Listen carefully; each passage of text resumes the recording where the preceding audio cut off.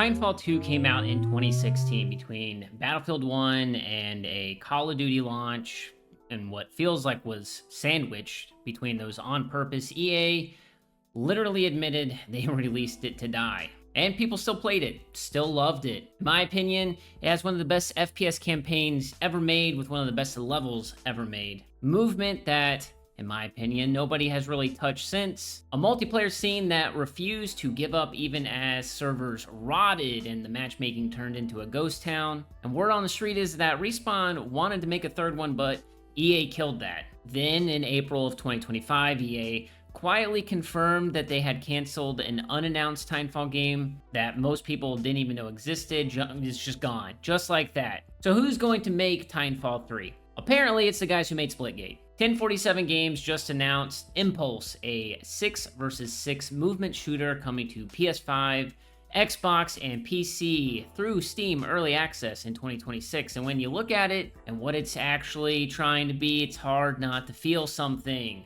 Now, there's no gameplay shown off, but there are a few images and stuff that I'll put up on the screen. I will say it does kind of have that Splitgate aesthetic. You know, Titanfall really felt grounded and realistic to me. But apparently you're wall running, you're on foot, there's a grappling hook, you're launching off stuff, and something called a paint bomb, which allegedly allows you to alter surfaces to create your own routes. That last one is interesting. I know Splitgate, it was like Halo, but with portals, and portals was like, I don't want to say gimmick, but that's what it was. And it shows that they're just not trying to copy Titanfall, but they're trying to add something on top of that. Then there's the mechs scattered around the map. If you can reach one, you can pilot it. Come with like Gatling guns, missile launchers, shields, and that's supposed to tip the fight in your favor. The setting is a post-utopian city called Freehold. Shout out to Destiny 1. Wasn't there a Mars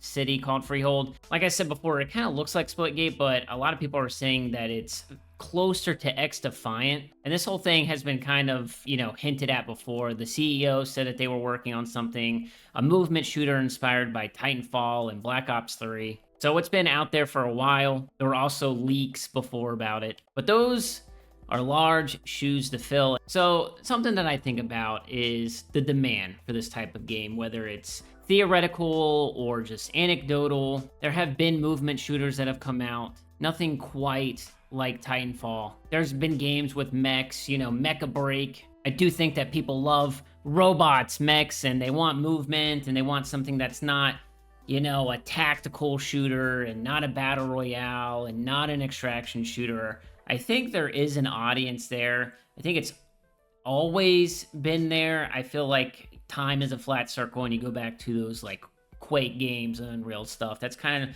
what Titanfall is, I guess, the child of. And 1047 seems like they know how to build movement. So whatever you think of, Splitgate 2 and the first Splitgate, and we will get to that, the movement systems in those games were good, even with the portals.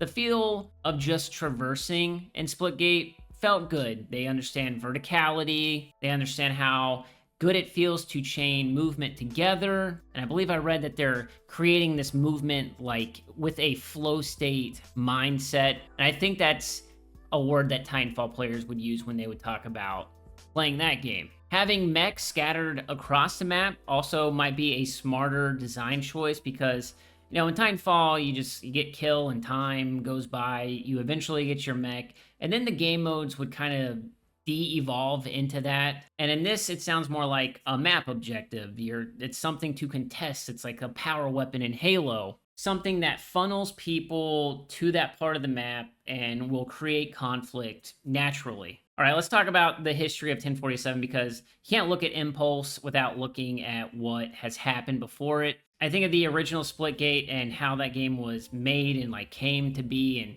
how it was, two students building it together for a school project, and then it exploded. I think 70,000 people just on Steam played it. I actually don't know if it came to consoles. But through all of that, 1047 ended up raising $100 million off of it and started making Splitgate 2, and that launched for the first time in June of 2025. But within a month, it had lost, 90% of its player count on Steam, and you know, we talk about Steam charts a lot, and it's not the end all be all, but there was a lot, I think, that contributed to it. There's the Summer Game Fest thing with the Make FPS Great Again hat and kind of the fallout, I guess, if you want to say that, that came after that. A lot of people said it was like a political stunt and all that stuff. Then the monetization, and, you know, they blamed the former head of monetization being way too aggressive on that stuff, and they started walking back prices, but the player minds had already been made up at that point.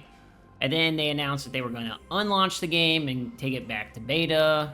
They laid off, like, I think almost 30% of the studio. I think like the founders actually stopped taking salaries and stuff like that. And then they relaunched the game as Splitgate Arena Reloaded in December of 2025. And, you know, it's just kind of, it's just kind of dead, which is sad to say. Now, that's not to say that that's going to be the same thing that happens with Impulse. Like, to me, 1047 has good instincts about what kinds of games people want, and they're trying to create these games for what I think is massive underserved audiences. But the problem is they keep fumbling the execution of those games, and especially when it counts the most. Splitgate 2 was not killed by bad gameplay. I played it, I enjoyed it, but the game died, quote unquote, from just a combination of so many different things, like terrible launch optics and the predatory pricing and all this other stuff. I really do feel like the game, from like an aiming point of view, was super easy, but then you get into the Portal skill gap, and then a lot of casuals are just like, I don't even care about that, I just want to shoot people and stuff, and it's difficult to make a game in today's age. And can a studio recover from that kind of damage from the previous games? Maybe, but it can't be like Splitgate 3. They have to make something that's so different than those two games,